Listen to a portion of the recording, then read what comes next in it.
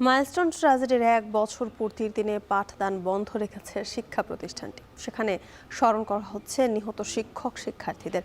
বিস্তারিত জানাতে উত্তরা থেকে যুক্ত হচ্ছেন আতিক মেজবাহ লগ্ন। লগ্ন সহপাঠী ও শিক্ষক হারানোর শিক্ষার্থী অভিভাবকরা কি বলছেন? যুদিকা ১ বছর পর এই দৃশ্য খুবই বেদনাতুর। আমরা কিছুক্ষণ আগে এসেছি।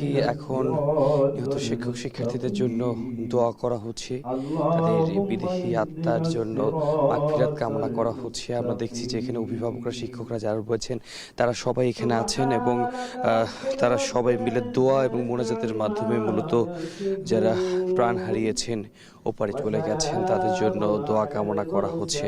এখানে আমরা দেখছি যেমন শিক্ষকরা আছেন, একই সাথে অভিভাবকরা রয়েছেন।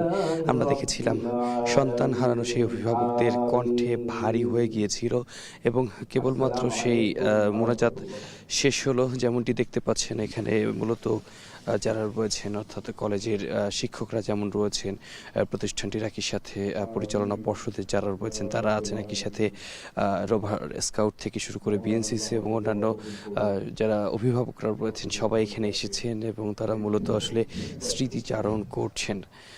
গেল বছর এই দিনে দুপুরের দিকে যে দুর্ঘটনাটি ঘটেছে এবং একই সাথে তারা বলছেন যেহেতু এখানে বিমান ওঠানামা করে এবং এই বিমান ওঠানামার কারণে ভবিষ্যতে যেন আর কোনো শঙ্কার জায়গা না থাকে, ঝুঁকি না থাকে, সেই জায়গা থেকে সর্বোচ্চ তৎপরতার যে বিষয় সেই আহ্বান কিন্তু এখন পর্যন্ত জানানো হয়েছে। যেমনটি দেখতে পাচ্ছেন এখানে পরিচালনা পর্ষদে যারা রয়েছেন এবং একই সাথে বিএনসিসি সদস্যরা যারা রয়েছেন সবাই আসলে সেই পোশাকে আশাকে সেই সময়টাকে স্মরণ করছেন।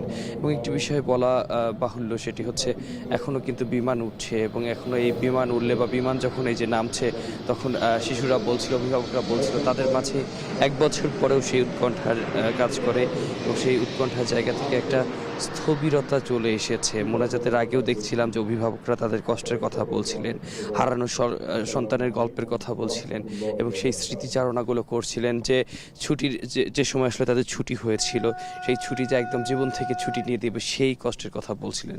তবে তাদের যে আনুষ্ঠানিক কার্যক্রম সেটি এখন পর্যন্ত চলছে।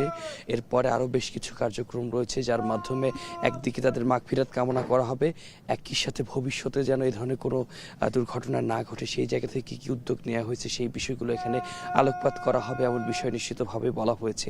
তো যুদিকা এই ছিল আমার এখান থেকে সর্বশেষ। মাইলস্টোন ট্র্যাজেডির ১ বছর আজ, সেখানকার সবশেষ পরিস্থিতি জানাতে যুক্ত ছিলেন আতিক মেজবাহ লগ্ন।